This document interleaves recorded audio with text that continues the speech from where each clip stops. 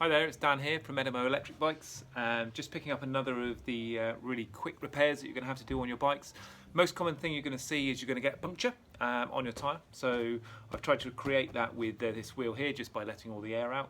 And the biggest problem that we find is people trying to get the tyre off the rim. So trying to get your levers in under here when you can't actually get this tyre off the rim to begin with. So it feels like it's locked on. There is a way to do it. You've got to be a little bit careful. But it's quite a good way of doing it, and here's how I do it. I'll just drop the camera down.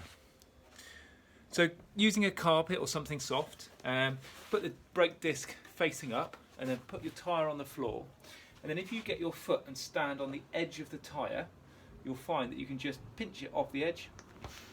There we go. And where you've trodden on it, you'll have the edge dropped off. So this is all still fixed on.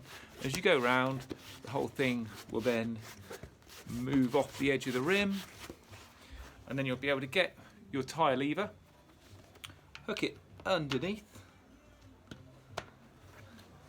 and take your tyre off. Simple as that. Tyre's off, now you can get to the inner tube.